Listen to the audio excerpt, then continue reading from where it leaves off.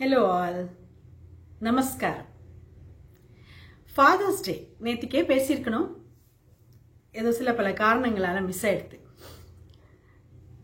நம்ம கலாச்சாரத்துல நான் அப்சர்வ் பண்ண ஒரு விஷயம் என்னன்னாக்கா, அம்மாக்களுக்கு இருக்கிற அந்த பவர் குடும்பத்துல அப்பாக்களுக்கு இல்லை. அது நீங்க எத்தனையோ பேர் எத்தனையோ விதமா கேள்விப்பட்டிருப்பேன். இதை நான் ஒன்றும் புதுசா சொல்லலை. பவர் இன் த சென்ஸ், குழந்தைகள் மேல அவளுக்கு இருக்கிற கிரிப்பு, அந்த பிடிப்பு அப்பாக்களுக்கு பெருசா இருக்கிறது இல்லை.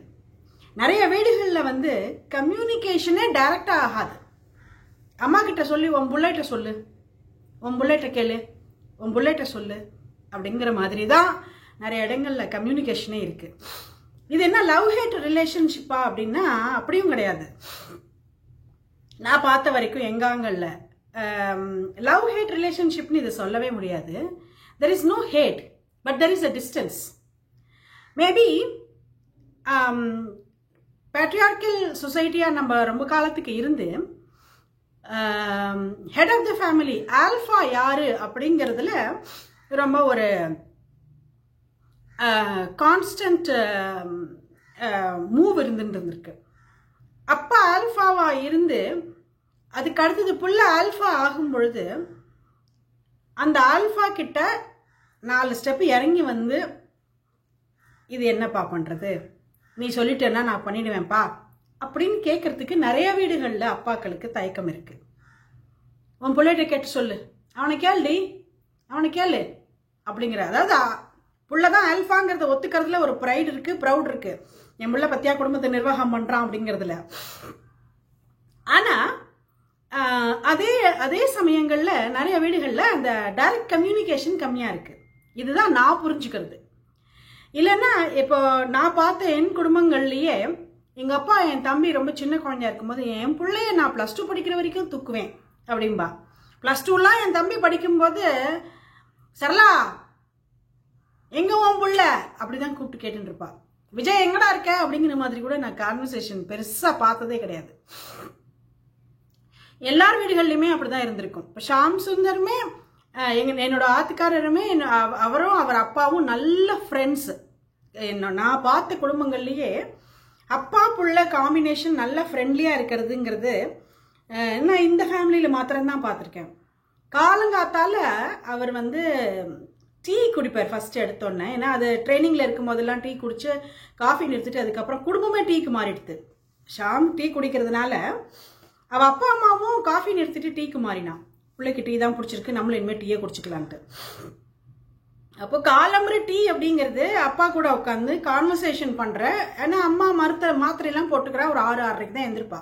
இவ 2 பேரும் 5-5:30 எழுந்துருவா மாத்திரையெல்லாம் போட்டுக்கிறதுனால. அப்போ டீ போட்டு உட்காந்து ஒரு 10 நிமிஷம் அமர உட்காந்து பேசி, இது என்னப்பா, அது என்னப்பா, இதுக்கு நீ என்னப்பா பண்ண போற, நீ அதுக்கு என்னப்பா பண்ணலான்னு வச்சிருக்க அப்படின்னு பேசி ஒரு 5 நிமிஷம் ஏதோ ஒரு ஜோக் சொல்லி சிரிச்சு அந்த டேவை அவ ஸ்டார்ட் பண்ணுவான்.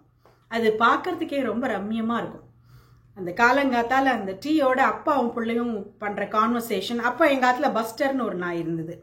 அது நடுவில் குறுக்க வரும், என்ன நீங்க 2 பேருமே பேசிக்கிறே இல்லை, என்னோடையும் பேசுங்கன்னு ஒரு 2 நிமிஷம் அதையும் கொஞ்சிட்டு அதுக்கப்புறம் குழந்தைகள் ஸ்கூலுக்கெல்லாம் ரெடியாகிறது, இல்லை நான் ஸ்கூலுக்கு ரெடியாகிறது, இதுக்கான ப்ரிப்பரேஷன் பற்றி ஒரு 2 நிமிஷம் பேசிட்டு, அது ரொம்ப நாளாக ஒரு விஷயம் பெண்டிங் இருக்குப்பா, இந்த சனி ஞாயிறு அதை என்னன்னு பார்த்துருப்பா அப்படிங்கிற மாதிரியான ஒரு கேஷுவல் ரிமைண்டர்லாமும் கொடுத்துட்டு, அவருக்கு அந்த ஈகோவே இருந்ததில்லை.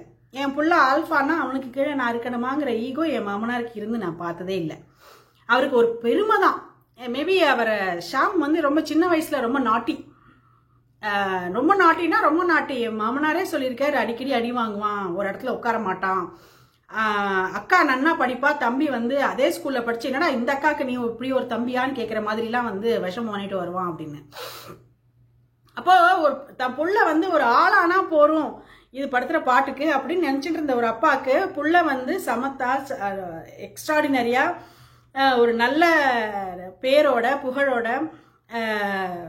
இருக்கிற பிள்ளையா தனக்கு கிடைச்சதை நினைச்சு அவருக்கு அனுதினமும் பெருமை தான். அப்படிதான் நான் சொல்லணும். ஏன்னா டிஃபென்ஸ்ல நமக்கு பெருசா அவுட் சைட் நமக்கு தெரியாம போகலாம்.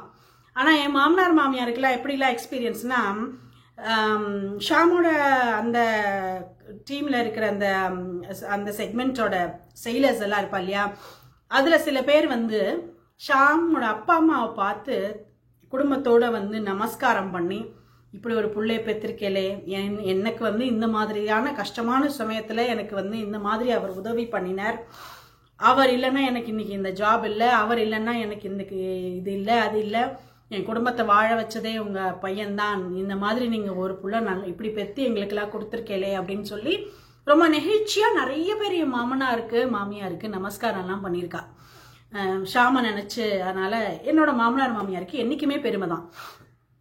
நிறைய விஷயங்கள்ல அவர் விட்டு கொடுக்கறது கூட சம்டைம்ஸ் சொல்லுவா, என்ன இப்படி எல்லாத்தையும் விட்டுட்டு உட்காந்துருக்கான்னு. ஆனால் அதுலேயுமே ஒரு பெருமை தான் இருக்கும். என் புள்ள பாரு எல்லாத்துக்கும் நான் தான் எனக்கு தான் போய் நிற்கல, மெஜஸ்டிக்காக விட்டு கொடுத்துருக்கான் அப்படின்ற மாதிரி. ஸோ அந்த இடம் வந்து ரொம்ப டிஃப்ரெண்ட்டான ஒரு காம்பினேஷன். பட் மற்றபடி மற்ற குடும்பங்களில் பார்த்தேன்னாக்கா, நான் ஒரு ஆல்ஃபா, எனக்கு அப்புறம் என் புள்ள தான் ஆல்ஃபா ஆகணும், அப்போ தான் அவன் செட்டில் ஆன மாதிரி. நானே அவன் குடும்பத்தை நடத்தின்னு இருக்க முடியுமா? முடியாது, அவன் தான் ஆகணும். ஆனால் அவன் ஆயிட்டான், இப்போ நான் அவனை எப்படி கேட்கறது அப்படிங்கிற அந்த ஒரு தயக்கம் தான் வந்து நான் நிறைய குடும்பங்களில் பார்க்குறேன். இது நிறைய பேர் லவ் ஹேட் ரிலேஷன்ஷிப்பாக பார்க்குறா. நான் எனக்கு என்னமோ அப்படி கண்ணுக்கு படலை. எந்த அப்பா தான் பிள்ளைய ஹேட் பண்ண போகிறார் அப்படி நான் பார்க்கல. வெல், ஃபாதர்ஸ் டே அப்படிங்கும்போது எனக்கு என்ன ஞாபகம் வருது அப்படின்னா, ஷாமை வந்து எல்லாரும் ரொம்ப கோச்சுண்ட ஒரு விஷயம் என்னன்னா, கணக்கு வழக்கே பார்க்கறது இல்லை. குழந்தைகள் கேட்குறான்னா, இப்போ இது கிடையாது, இப்போ இது முடியாது, அடுத்த மாதம் பார்த்துக்கலாம், அப்புறம் பார்த்துக்கலாங்கிறதெல்லாம் நீ கற்றுக் கொடுக்கணும். உடனே அதுக்கு குழந்தைகள் கேட்குறான்னா உடனே அதை பண்ணிடாத, உடனே அதை வாங்கி பண்ணிடாத அப்படின்னு எல்லாம் வந்து நிறைய பேர் அட்வைஸ் பண்ணுறது தான் அவருக்கு வழக்கமே ஒழிஞ்சு, அவருக்கு அந்த நிமிஷம் ப்ரெசண்ட்ல தான் குழந்தைகள் சிரிச்சுன்னு சந்தோஷமா இருக்கணும். அதில் அவர் ரொம்ப பர்டிகுலர். ஃபியூச்சர் எப்படி இருக்குன்னு யாருக்கும் தெரியாதுடி. இந்த நிமிஷம் அந்த குழந்தை ஃபியூச்சரை நினச்சுன்னு உட்காந்துருக்க வேண்டாம். இந்த நிமிஷம் அந்த குழந்தை ப்ரெசண்ட்டை நினச்சுன்னு சந்தோஷமா இருக்கணும். அது ஏதோ கேட்கறது வாங்கி கொடுத்துட்டு போகிறோம். கொஞ்ச நாள் கழிச்சு இதுலலாம் சந்தோஷம் இல்லை அப்படின்னு அதுக்கு தோணித்துன்னா வேற ஏதாவது அது யோசிக்கும், அப்போ பார்த்துக்கலாம் அதை அப்படின்றவர். அவர் அப்படிலாம் யார் பேச்சும், அதாவது அரகண்டா கிடையாது, யார் பேச்சும் கேட்க மாட்டேன்னு. ஆனால் அவர் ஒரு முடிவு எடுத்துட்டாருன்னா அவர் தான் அதான் பண்ணுவார். குழந்தைகளுக்கான ஒரு சிறந்த தந்தை அப்படின்னு நான் என் குடும்பங்களில் பார்த்தது அப்படின்னா அது ஷாம் சுந்தர் தான். அது ரசிகாவாகட்டும், தீக்ஷாவாகட்டும், அனிக்ஷாவாகட்டும், ஒருத்தரையும் அவர் அவளோட சைக்காலஜிக்கு தகுந்த மாதிரி டீல் பண்ணுவார். அது எனக்கு ரொம்ப ஆச்சரியமா இருக்கும். எனக்கு 3 பேரையும் ஒரே லைனில் வச்சு தான் நான் பார்ப்பேன். யார் தப்பு பண்ணாலும் அதுக்கு அது சமமான தண்டனை தான், யார் எது சொல்லி பண்ணலைன்னாலும் அதுக்கு சமமான கேள்வி தான். எந்த டிஃபரன்சியேஷனுமே என்கிட்ட இருக்காது, ஸ்ட்ரெயிட்டாக இருக்கும் என்னோட டீலிங். அவர் அப்படி கிடையாது. ரசிகா தப்பு பண்ணா ஒரு விஷயத்தில் அப்படின்னா ரொம்ப சர்க்காஸ்டிக்காக சிரிச்சுட்டே கமெண்ட் விடுவார். அதுக்கு போகிறோம், அதை அப்படியே மாற்றிட்டுருவா. தீக்ஷா தப்பு பண்ணா என்ன கஞ்சு என்ன அப்படிங்கிற மாதிரி 2 வார்த்தை தான் கேட்பார், ரொம்ப ஜாஸ்தி கேட்கவும் மாட்டார். ஏன்னா அவர் ரொம்ப டெலிகேட். இன்னும் 2 வார்த்தை அப்படி கேட்டால் கடற்கடன்னு அழுக வந்துடும் அவளுக்கு. அப்போது இப்போ நான் அப்படி கிடையாது. அப்போது அனிஷா வந்து அப்படி எதுக்குமே மசியாது, அது அவள் அப்பாவோட ஜீன்ஸு. அதனால் அது டோட்டல் நாட்டி, டோட்டல் விஷமம், டோட்டலாக ஒரு இடத்துல உட்கார மாட்டேன், பண்ண மாட்டேன், போக மாட்டேன், நான் வாசல்லையே விளையாடின்னு இருப்பேன், அந்த மாதிரி கேட்டகரி. ஸோ அதை உட்காந்து வச்சு 4 சொல்லி புரிய வச்சு அதுக்கு புரியலன்னா 2 போட்டு அந்த டீலிங்ஸ் எல்லாம் டிஃப்ரெண்ட்டாக தான் இருக்கும். பட் கம்பேரிட்டிவ்லி ரசிகா தீக்ஷா 2 பேருமே சொல்கிறது என்னென்னா, அனிக்ஷா அடிவாங்காமையே வளர்ந்துட்டா அப்படின்னு. நான் அடிச்சதே இல்லை, பட் ஷாம் ஒரு தடவை 2 தடவை அப்படி அடிச்சிருப்பாரா இருக்கும். அப்படி தன்னோட குழந்தைகள் கிட்ட அவளுக்கான அணுகுமுறை என்னன்னு பார்த்து அதுக்கு தகுந்த மாதிரி அந்த குழந்தைகளை வளர்க்குறது அப்படிங்கிறது ரொம்ப ரொம்ப எனக்கு வந்து ரொம்ப ஆச்சரியமாக பார்த்த விஷயம். ஏன்னா நான் எங்கள் குடும்பங்களில் அந்த மாதிரி குழந்தைகளுக்குன்னு டைம் கொடுக்கறதுன்னு ஒன்று இருக்கும் ஒன்றும், அது நான் வந்து பெருசாக பார்த்ததில்லை. எல்லாரும் அதே வீட்டில் தான் இருப்போம், எல்லாரும் சேர்ந்து தான் சாப்பிடுவோம், எல்லாரும் சேர்ந்து தான் எல்லாம் பண்ணுவோம். இன்ஃபேக்ட் எங்கள் அம்மா அப்பா ரொம்ப இன்க்ளூசிவாக வளர்த்தா எங்களெல்லாம். எதாக இருந்தாலும் நாங்கள் இது பண்ண போகிறோம், பையன் செய்ய போகிறோம் அப்படிங்கிறதெல்லாம் கன்சல்ட் பண்ணுவா, சொல்லுவா, எல்லாம் சொல்லி தான் வளர்த்தா. அதுவே எங்களுக்கு ரொம்ப என்னோட ஃப்ரெண்ட் சர்க்கிளில், ஃபேமிலி சர்க்கிளில் கிரேட்டு. ஆனால் இவர் பொறுத்த வரைக்கும் எல்லாமே சொல்லிலாம் பண்ண மாட்டார், பண்ணிட்டு சொல்லுவார். ஏன்னா அவரை பொறுத்த வரைக்கும் அவர் தான் ஆல்ஃபா, அவர் சொல்கிறத இந்த குடும்பம் கேட்கணும் அப்படிங்கிறதுல அவர் ரொம்ப கிளியராக இருந்தார். இது மோஸ்ட் ஆஃப் த டிஃபென்ஸ் ஆஃபீஸருக்கு இருக்கிற ஒரு டிசீஸ்ன்னு நினைக்கிறேன். அது ஒர்க் கல்ச்சரோட விட மாட்டா, வீட்லேயும் எடுத்துன்னு வருவா. ஒய்ஃபுங்கிறவ எப்படியும் ஹஸ்பண்டை விட 4 வயசு 3 வயசு இப்போ 6 வயசு சின்னவளாக தானே இருப்போம். அப்போது நான் சீனியர் நீ ஜூனியர், நான் சொல்கிறத நீ கேட்கணுங்கிற மாதிரி தான் இருக்கும் குடும்பங்கள். அந்த சீனியாரிட்டியை அவள் வீட்லேயும் நன்னாவே மெயின்டைன் பண்ணுவாள்.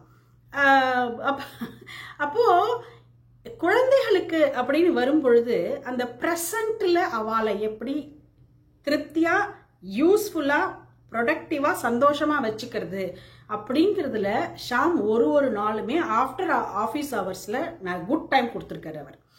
அவர் ஒரு குழந்தைக்குமே அது தூங்க போகிறதுக்கு முன்னாடி இன்னைக்கு நான் அப்பாவோட இதெல்லாம் நல்லா பேசினேன் அப்படிங்கிற ஒரு சந்தோஷத்தோட தூங்க போகும். அது 2 டாப்பிக்காக இருக்கலாம், 1 டாப்பிக்காக இருக்கலாம், 2 வரியாக இருக்கலாம், 4 வரியாக இருக்கலாம், டசன்ட் மேட்டர். ஏதோ ஒரு கான்செப்ட் அவர் ஒன்றும் பிளான் பண்ணிக்க மாட்டார். ஆனால் இன்னைக்கு என் குழந்தைகளோட இந்த விஷயத்தில் நான் என்கேஜ் பண்ணிப்பேன் அப்படின்னு சில நாட்களில் எனக்கு ரொம்ப பாவமாகவே இருக்கும். இவ்வளோ டயர்டாகி ஸ்குவீஸைட் ஆகி வந்திருப்பார். பாதி சாப்பிடும் போதே ஷாமுக்கு அப்படியே கண்ணு சொருகும், பசிக்கும், சாப்பிட உட்காந்துருப்பார். அந்த டின்னர் பாதி சாப்பிட்டுட்டே இருப்பார், 2வது தோசை கூட சாப்பிட்ருக்க மாட்டார், அப்படியே கண்ணு அப்படியே பிளேட் மேலேயே சொருகி விடும். அப்படிலாம் டயர்டாக வந்திருக்கார் அவரோட நிறைய நாட்களில். அதுக்கப்புறம் கையாளமிண்டு ஒரு காஃபி குடிச்சிட்டு குழந்தைகளோட ஒரு 10 நிமிஷம் பேசிட்டு அனிக்ஷாக்கு கதை சொல்லி தட்டி தூங்க பண்ணிட்டு தான் தூங்குவார். அவர் தன்னுடைய குடும்பத்தோட வேல்யூ சிஸ்டம் அப்படின்னு வரும் பொழுது எந்த காரணத்துக்கு கொண்டும் எதுக்காகவும் அவர் காம்ப்ரமைஸ் பண்ணினதே கிடையாது. அதனால தானும் என்னமோ தீக்ஷாக்கு மாப்பிள்ளை பார்க்கும் பொழுது அவ எனக்கு அப்பா மாதிரி ஒருத்தர் வேணும் அப்படின்னு தான் கேட்டா. ரசிகா எப்பவுமே சொல்றது அவளோட ஆஃபீஸ் சர்க்கிள், ஃப்ரெண்ட் சர்க்கிள்ஸ்லையுமே மேபி உங்களுக்கும் எனக்கு கிடைச்ச ஷாம் அப்பா மாதிரி ஒரு அப்பா கிடைச்சிருந்தா probably your take on this would be different அப்படின்னு தான் சொல்லுவா. அனிக்ஷா இன்னும் சின்னது தான் அப்படிங்கிறதுனால அப்பா இஸ் ஆல்வேஸ் அப்பா. அதுக்கு வேற ஆல்டர்னேட்டிவ் இல்லாத தனி உலகம் அப்பா அப்படிங்கிற உலகம் அனிக்ஷாவை பொறுத்த வரைக்கும். என்னோட மாமனார் மாமியாருக்கு கேட்கவே வேண்டாம். தன்னோட பிள்ளை அது சாதாரணமாக எந்த பிள்ளையுமே தான் அப்பா அம்மாவுக்கு காக்கைக்கும் தன் குஞ்சு பொன் குஞ்சு. அதுலேயும் ஒரு சிறந்த பையன், நல்ல பையன் அப்படி பிறந்திருக்கான் அப்படின்னா அவளுக்கு அந்த பெருமை இருக்க தான் செய்யும். ஒரு சன்னா, ஒரு ஒய்ஃபுக்கு ஒரு ஹஸ்பண்டா, ஒரு குழந்தைகளுக்கு ஒரு ஃபாதரா he was always most successful as well as in career. அந்த மாதிரி ஒரு எக்ஸப்ஷனல் ஃபாதர் பார்க்கறது அப்படிங்கிறது ரொம்ப ரேர். இந்த ஜெனரேஷன்ல நான் அதை பார்க்குறேன். என்னோட கசின் சிஸ்டர் இருக்கா, அவளோட ஹஸ்பண்ட் அவளுக்கு ஒரே பொன் குழந்தை. அவர் அது மாதிரி குழந்தைக்கு டைம் கொடுத்து குழந்தையோட டைம் எடுத்துட்டு அதோட கன்வர்ஸ் பண்ணி நான் இது அப்பா வரட்டும் அப்பாவோட ஷேர் பண்ணிக்கணும்னு குழந்தை வெயிட் பண்ணி இது நிறைய குடும்பங்கள்ல யங்கர் ஜெனரேஷன்ல இப்ப நன்னாவே நடக்கிறது. Touch wood, God bless. ஆனா அந்த இப்ப இருக்கிற 25-28 வயசு குழந்தைகளுக்கு கூட எந்த அளவுக்கு நடந்திருக்கு அப்படின்னா அது கொஞ்சம் டவுட்ஃபுல்லா தான் இருக்கு. ஒரு ஸ்டேஜுக்கு மேல பெண் குழந்தைகளும் அப்பா அம்மா கிட்ட இருந்து ஒதுங்கி தான் இருக்கா. அந்த டிரான்ஸ்ஃபர்மேஷன் அவர் நன்னா காமிச்சார். இப்போ ஏதோ நான் ஷாமை பத்தி பிரஸ்தாபம் பண்றதுக்காக வந்தேன்னு எடுத்துக்காதீங்க. Certain things we can take it இல்லை அதுக்காக. தீக்ஷா ரசிகா ஒரே வயசு, ஆல்மோஸ்ட் 1 year டிஃபரன்ஸ் தானே. அப்போ அவா கிட்ட டீல் பண்ணும்பொழுது ஹி வாஸ் ஆல்வேஸ் ஃப்ரெண்ட்லி. ரொம்ப கண்டிப்பா ஒரு விஷயத்த சொல்லணும், அவளை பண்ண வைக்கணும் அப்படின்னா அதை ஃப்ரெண்ட்லி சஜஷனா கொடுப்பார். எனக்கு என்னமோ அப்படி தோணல, இட்ஸ் மை சஜஷன், யோசிச்சு பாரு, it's my recommendation, think about it அப்படிங்கிற மாதிரி சொல்வார். அதே அனிக்ஷாக்கு வரும்பொழுது அது சின்னது இல்லையா. அப்போ அனிக்ஷாக்கு வரும்போது நோ கஞ்சு, நீ இப்படிதான் பண்ணணும், நோ அப்படி பண்ண முடியாது, நீ இப்படிதான் பண்ணும் அப்படின்றார். அந்த அந்த டிஃபரன்சியேஷன் ஏஜுக்கு தகுந்த மாதிரி அவர் தன்னை டிரான்ஸ்ஃபார்ம் பண்ணிட்டது அப்படிங்கிறது எல்லா அப்பாக்களுமே யூஸ்வலாக நிறைய குடும்பங்களில் இப்போ பண்ணுறான். இப்போ இருக்கிற இந்த யங்கர் ஜெனரேஷன் பண்ணுறான். என் ஜெனரேஷன்ல எங்க அப்பாக்கெல்லாம் அதெல்லாம் தெரியவே தெரியாது. ஆனா நான் ஸ்கூல் படிக்கிற காலங்கள்லாம் நான் வந்து எப்பவுமே அப்பா பெட்டு. நான் வளர்ந்து பெரியவளாகும் பொழுதுதான் அம்மாவுடைய வலி என்ன, அம்மா எவ்வளவு கஷ்டப்பட்டிருக்கா இந்த குடும்பத்துக்குன்னு நான் ஒரு அம்மா ஆனதுக்கு அப்புறம் தான் அதெல்லாம் புரிஞ்சுக்க ஆரம்பிச்சேன். எங்க அப்பா எனக்கு எவ்வளவுதான் செல்லம் கொடுத்தா எல்லாம் பண்ணினா அப்படின்னாலுமே ஓவர் பீரியட் ஆஃப் டைம் வந்து அம்மாவோட சாக்ரிஃபைஸ், அம்மா அந்த குடும்பத்துக்காக தன்னையே இழைச்சின்றது, இதெல்லாம் வந்து அப்பா பண்ணின அந்த விஷயங்களை வந்து மறைக்க செஞ்சுடுத்து. எங்க அப்பா வந்து அகெயின் தாத்தா டே அப்படின்னு ஏதாவது ஒன்று இருந்தா நான் அப்ப அது சொல்லலாம். என்கிட்டயும் என் தம்பிக்கிட்டையும் நிஷ்கட்டூரமா நடந்துட்ட நிறைய இன்சிடென்ட்ஸ் இருக்கு. ஆனா அதே ரசிகா கிட்ட தன் பேத்திக்கிட்டன்னு வரும் பொழுது அவ்வளோ சாஃப்டா, அவ்வளோ சுனிதமா, அவ்வளோ பாசமா, அதேதான் நாங்க பண்ண அதே தப்பு தான் அந்த குழந்தைகள் பண்ணியிருக்கோம். பட் அதே அப்படியே மாத்தி பண்ணின அந்த இதுவும் என்னால பார்க்க முடிஞ்சது. எனக்கு ரொம்ப ஆச்சரியமா இருக்கும். என்ன வளர்த்த அதே அப்பாவா இது? ரசிகாவை வளர்க்கும் பொழுது தன்னோட பேத்திகள் பேரன்கள்னு வரும்பொழுது இவ எப்படிலாம் கலர் கலரா மாறுறா பாருடா அப்படின்னு அப்பெல்லாம் எனக்கு தோணும். ஆனால் நான் ஒரு எண்ட் ஆஃப் 20s தானே இருந்தேன் அப்படின்னு. எல்லா பாட்டி தாத்தாக்களுமே அப்படிதான் இருப்பாளா இருக்கும். ஃபாதர்ஸ் டேல ஒரு இது வந்து வெஸ்டர்னைஸ்டு கல்ச்சருங்கிறதுனால அப்படி நம்ம ஃபாதர்ஸ் டேன்னு பண்ணிட்டு இருக்கோம் போல் இருக்கு.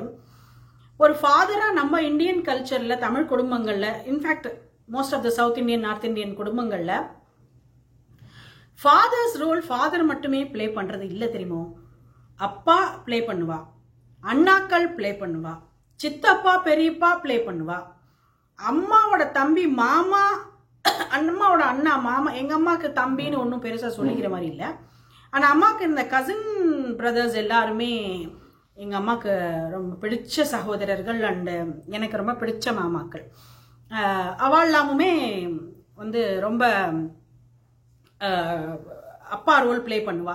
இப்போ நம்மளோட இந்த ஜெனரேஷன்ல அப்படிலாம் பே பண்ண முடியுமான்னு தெரியல. இப்ப அப்பாக்கள்லாம் எவ்வளவு குழந்தைகளோட ரொம்ப ஃப்ரெண்ட்லியா இருக்கா, ரொம்ப க்ளோஸா இருக்கான்னு சொல்றேனோ அது எப்படி ஒரு பாசிட்டிவோ அதோட நெகட்டிவ் என்னன்னாக்கா, இந்த மாமாக்கள், சித்தப்பாக்கள் பிளஸ் அந்த